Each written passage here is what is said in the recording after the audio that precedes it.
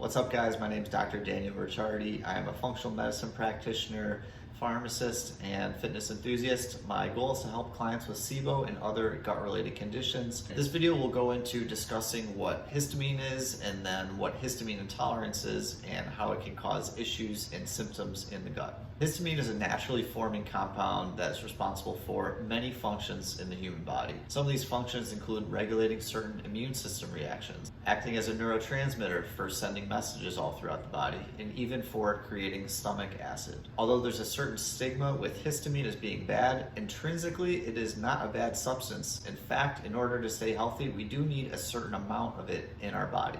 When our body is exposed to allergens from the outside, special cells called mast cells actually release histamine, and then the histamine in the blood system is recognized by the body, and that signals other white blood cells to rush to that area to deal with the allergen. So that leads us to the question, what is histamine intolerance? Histamine intolerance is when there is too high of a level of histamine in the digestive tract. This can result from a number of different things, such as having gut imbalances or having the lack of ability to deal with the ingested histamine that we get from food.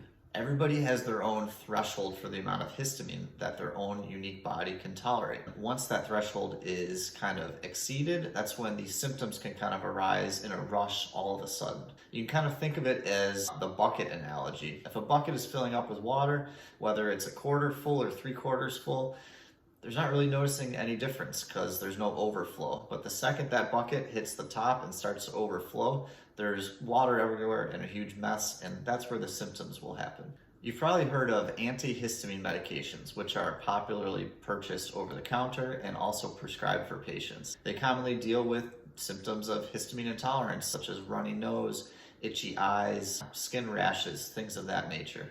Even though these are histamine intolerant symptoms, there's also histamine intolerant symptoms that affect specifically the gut. According to a 2019 study by the Journal of Intestinal Research, the digestive symptoms, starting with the most common, include abdominal distension, which is also bloating, excessive fullness after eating, diarrhea, abdominal pain, and constipation. In terms of causes of histamine intolerance, I'm going to talk about 3 in this video. The first is eating high histamine foods.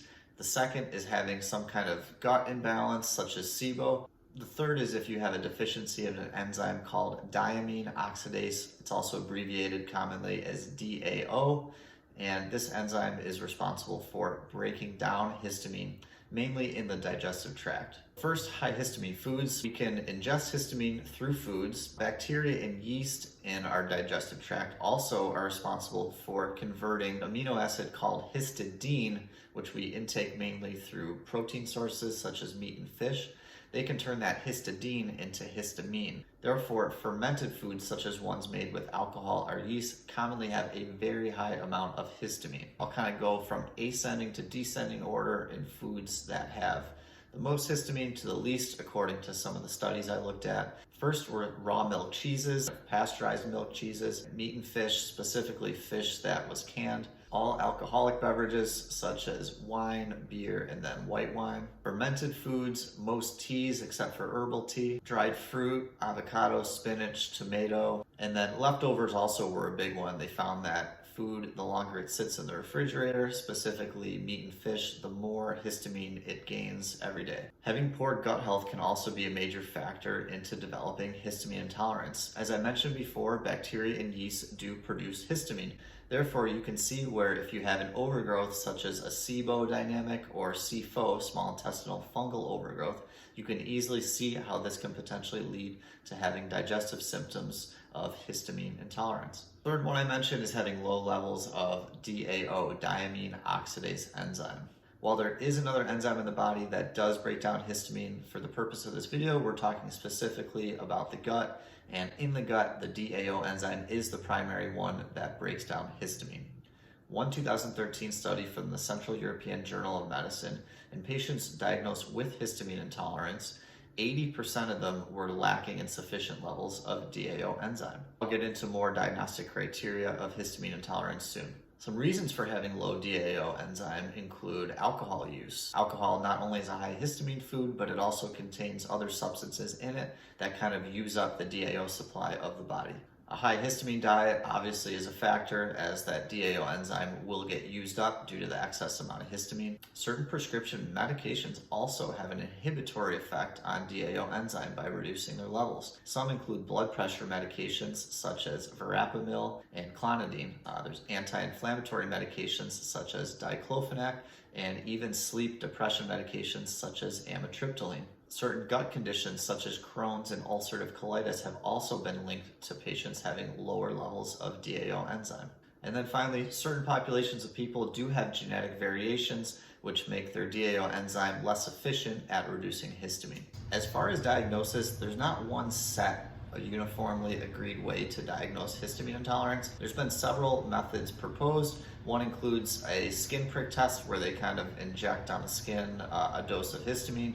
There's also trying to measure DAO levels. One study looked at hundreds of patients that had unexplained gastrointestinal symptoms. In this study, they used a diagnostic criteria which included 3 parts. One was having a serum of diamine oxidase under 10. Secondly, if they were positive for having gastrointestinal symptoms. And third, if the symptoms resolved after switching to a low histamine diet. According to that study's specific criteria, 43% of the patients in that study that had unexplained digestive issues actually turned out to have histamine intolerance. Please keep in mind that this does not mean that 43% of people with gastrointestinal symptoms do have histamine intolerance. If you are somebody that's been having digestive symptoms, explored certain options, and haven't been able to find anything to be successful, this may be something that you might want to keep in mind.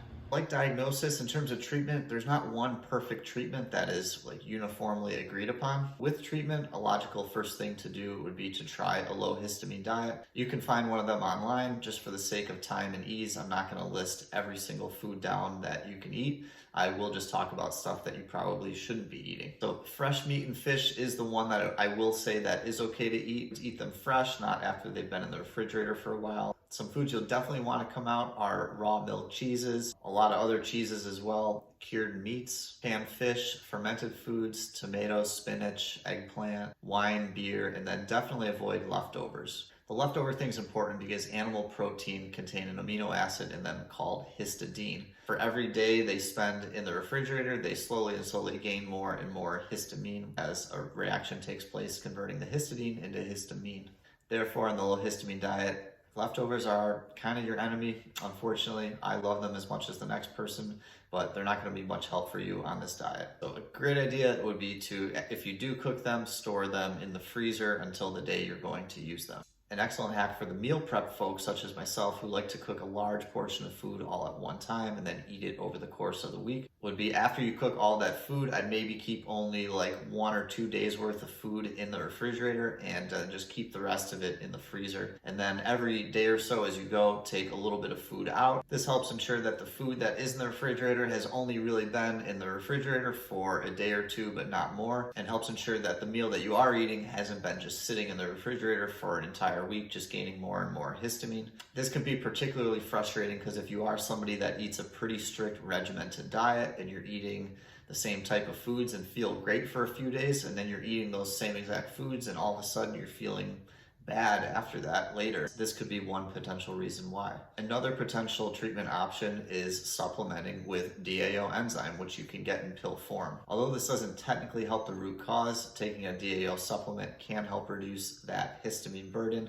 and reduce symptoms for you. The only bad part is you would have to keep taking it indefinitely if you weren't going to change anything else about your diet and not switch to a low histamine diet.